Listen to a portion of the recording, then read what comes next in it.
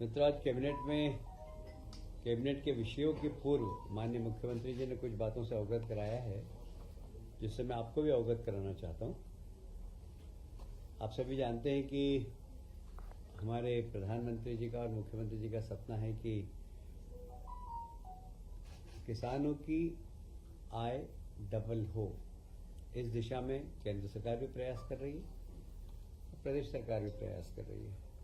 उसी तारतम्य में कृषि उद्योग समागम हमारा पहला सितंबर में हुआ, दूसरा कृषि उद्योग समागम नरसिंहपुर में हुआ, जिसमें हमारे उपराष्ट्रपति आए थे 26 मई को।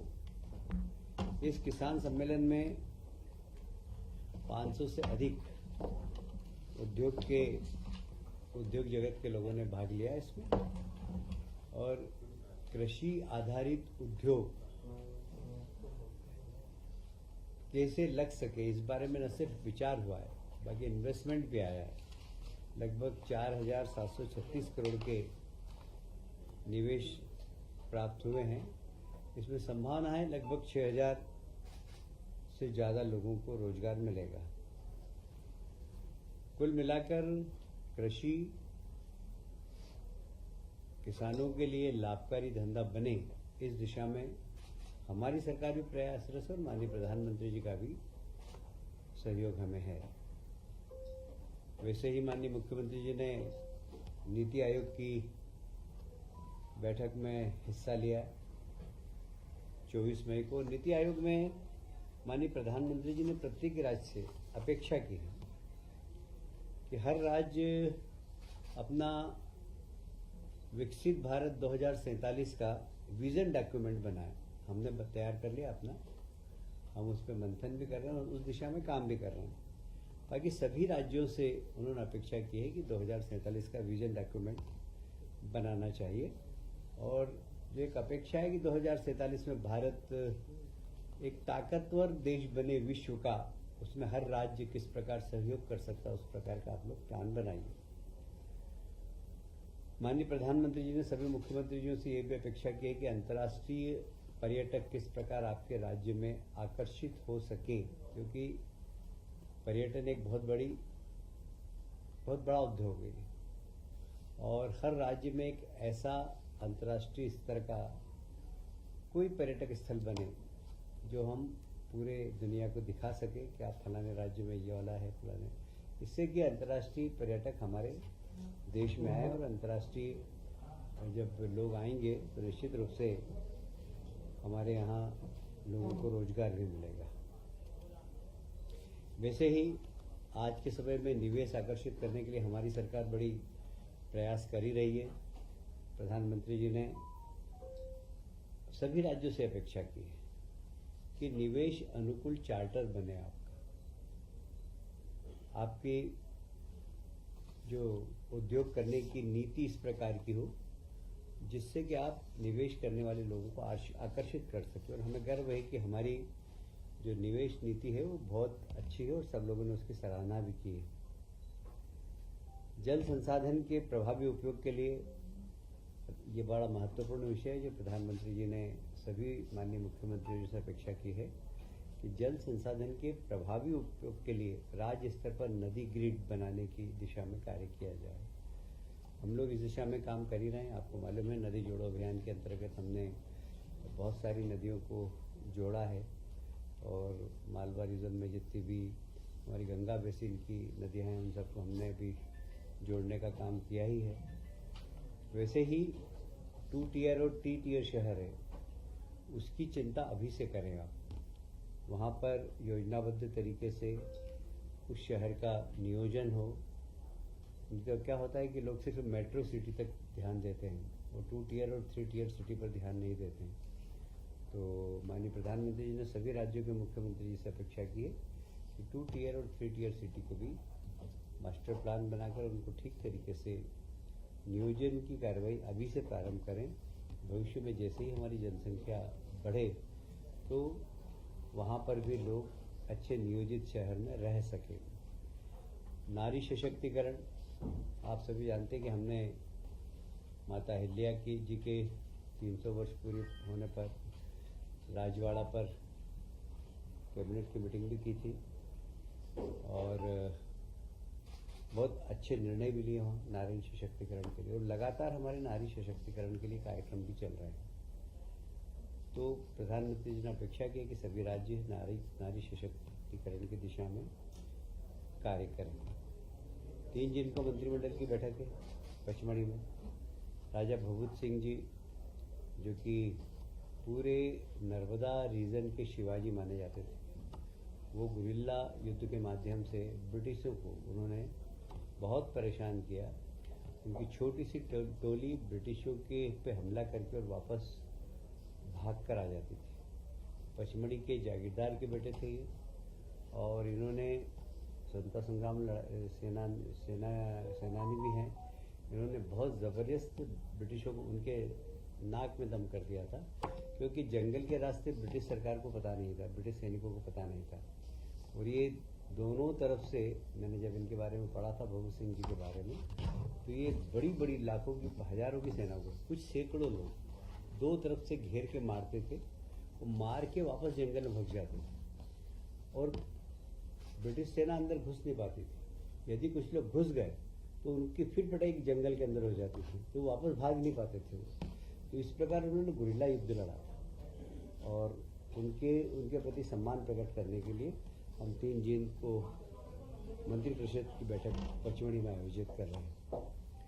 महिला सशक्तिकरण की दिशा में, जैसे अभी मैंने बताया आपको कि हमारी राजबाड़े पर बैठक आयोजित हुई थी इंदौर के अहिल्या माता की 300 जयंती के अवसर पर, वैसे ही अभी 27 मई को संपूर्ण मध्य प्रदेश में और निजी महाविद्यालयों में भी, महाविद्यालय, सभी शासकीय महाविद्यालय, सभी निजी विद्यालय में देवी अहिल्याबाई जीवन और दर्शन विषय पर चित्रकला, निबंध प्रतियोगिता एवं भाषण प्रतियोगिता का आयोजन करने के निर्देश दिए गए हैं। 28 मई को जिला बैतूल में राज्य स्तरीय महिला उद्यमी मेले का भी आयोजन कर रहे हैं हम लोग। जैसे 29 मई को सभी जिलों में भी कहा गया, पर विशेष रूप से छतरपुर में महिला स्वास्थ्य शिविर का आयोजन है। बाकी भी प्रदेश में कहा गया है कि अभी जहाँ जहाँ संभव हो सके महिलाओं के स्वास्थ्य शिविर लगाकर महिलाओं के स्वास्थ्य के बारे में उनको अवेयरनेस लाएं। 30 मई को संपूर्ण ब्लॉक स्तर पर भी विशेष स्वास्थ्य शिविर का आयोजन है। विशेषकर ब्रेस्ट कैंसर की स्क्रीनिंग करने का कुछ मशीनें हैं, उनके माध्यम से महिलाओं का ब्रेस्ट कैंसर की भी हम लोग जांच कर रहे हैं, क्योंकि महिलाएं संकोच करती हैं ब्रेस्ट कैंसर की जांच कराने में।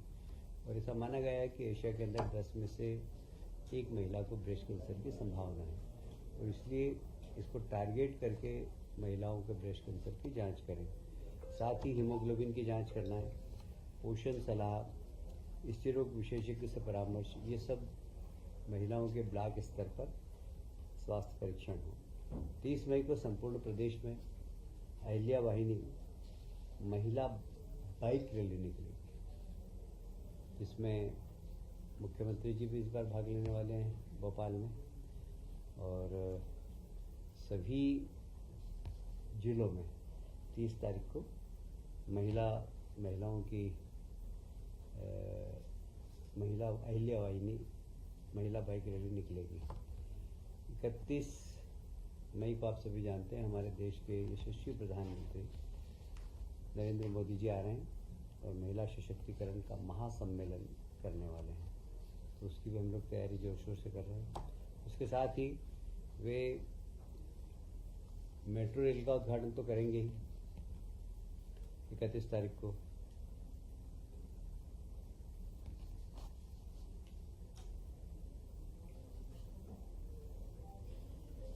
इकतीस मई को जम्बूरी मैदान में माननीय प्रधानमंत्री जी का महिला सशक्तिकरण महासम्मेलन का कार्यक्रम है। इसमें लगभग 2 लाख हमारी महिला उद्यमी, महिला कामगार, महिला सेल्फ हेल्प ग्रुप की महिलाएं, लाडली बहनें महिलाएं शामिल होंगी। इंदौर में मेट्रो ट्रेन का वर्चुअल लोकार्पण होगा। सतना एवं दतिया में नवीन एयरपोर्ट का वर्चुअल लोकार्पण होगा। इन सभी स्थानों पर केंद्रीय मंत्री भी रहेंगे। जिस विभाग का, जैसे इंदौर में संभावना है कि केंद्रीय मंत्री, कैबिनेट मंत्री और राज्य मंत्री उपस्थित रहें। सतना एवं दतिया में जहाँ पर कि नए नए एयरपोर्ट हो रहे हैं वहाँ पर भी केंद्रीय मंत्री और राज्य मंत्री उपस्थित रहेंगे। उज्जैन में शिप्रा नदी का घाट का वर्चुअल भूमि पूजन होगा, वहाँ पर भी हमारे राज्य के मंत्री भी रहेंगे और केंद्रीय कोई मंत्री वहाँ पर आकर सम्मिलित होगा।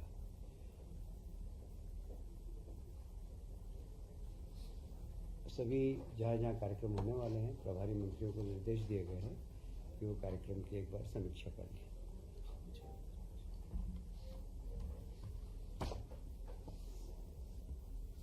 एक बहुत महत्वपूर्ण निर्णय और प्रधानमंत्री जी ने लिया है कि देश के सभी जिलों में, चार वैज्ञानिक, कृषि वैज्ञानिक भेजेंगे। ICAR के माध्यम से चार वैज्ञानिक आएंगे। जिले की सॉइल टेस्ट, जिले का मौसम, जिले में कौन सी फसल अनुकूल है, इसके बारे में वे किसानों के साथ बैठकर अपनी राय देंगे और शासन को भी एक रिपोर्ट प्रस्तुत करेंगे। वहाँ पानी की उपलब्धता, पानी की क्वालिटी, मिट्टी की क्वालिटी और इस सब का परीक्षण करके एग्रो क्लाइमेटिक जोन के अनुसार उन्नत कृषि की सलाह देंगे। ये एक बहुत महत्वपूर्ण निर्णय है, नीति आयोग में प्रधानमंत्री जी ने लिया था, जो मैंने आपको अवगत कराया है। आज उसी प्रकार एक और काफ़ी महत्वपूर्ण निर्णय हुआ है, वित्तीय अधिकारों का प्रत्यायोजन। वैसे तो पहले से ही है, हमेशा इसकी समीक्षा होती है, पर इसके पहले वित्तीय अधिकार पुस्तिका 2012 में हुआ था, पर अब 12 के बाद परिस्थितियाँ बहुत बदल गई है, क्योंकि टेक्नोलॉजी परिवर्तित हो गई। पहले टाइपराइटर होता था, अब कंप्यूटर आ गए हैं, सॉफ्टवेयर बनने लगे हैं और इसलिए इन 13 वर्षों में सूचकांक में भी काफ़ी वृद्धि हुई है। तो कुछ अधिकारों में वृद्धि की गई है, कुछ डेलीगेटेड। कुल मिलाकर इसका उद्देश्य है कि वित्तीय अधिकारों का विकेंद्रीकरण, और ये विकेंद्रीकरण की दिशा में एक बड़ा महत्वपूर्ण निर्णय है। इसमें विभागाध्यक्षों को अधिकार भी बढ़ाए गए हैं और साथ ही जो अप्रासंगिक विषय हैं, जैसे मैंने बताया कि टाइपराइटर, अब आजकल टाइपराइटर को उपयोग ही नहीं करता, तो टाइपराइटर ऐसी सब चीज़ों को इसमें से हटाया गया है और ऐसे कुछ नवीन पद जो पहले नहीं थे, कंप्यूटर ऑपरेटर हो गए, सॉफ्टवेयर के लिए ऐसे सब नवीन पद भी सृजन करने के अधिकार दिए गए हैं। और कुल मिलाकर बजट का समय सीमा में उपयोग हो। कई बार फाइलें इतनी लंबी लंबी चलती हैं, जैसे मैं एक उदाहरण बताऊँ आपको, क्या किसी विभाग में अगर किसी कर्मचारी कोई बीमार हो जाता है, उसको उसकी बीमारी के लिए पैसा निकालना है, तो फिर उसकी फाइल चल के जाएगी पहले विभाग के पास, विभाग से फिर वित्त के पास, फिर स्वास्थ्य मंत्री के पास, फिर वापस विभाग में चल कर आएगी। अब ये सारे अधिकारी विभाग को दे दिए गए, विभाग के अंदर ही निर्णय करके और सीधा 80% दे सकते। उसी प्रकार जो अनुपयोगी प्रावधान थे वो निकाल दिए गए हैं। कुल मिलाकर अधिकारों का विकेंद्रीकरण किया गया है, प्रक्रिया का सरलीकरण किया गया है। हम ईज ऑफ डूइंग वर्क उद्योग के लिए कहते हैं, ईज ऑफ डूइंग वर्क सरकार के अंदर भी हो, इसका प्रयास है।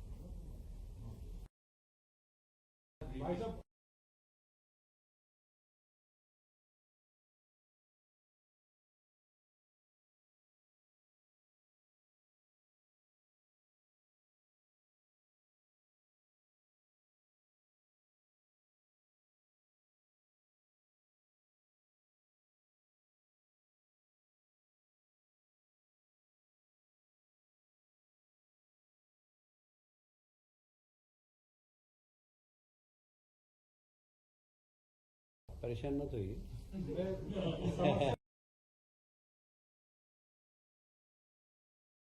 कोविड को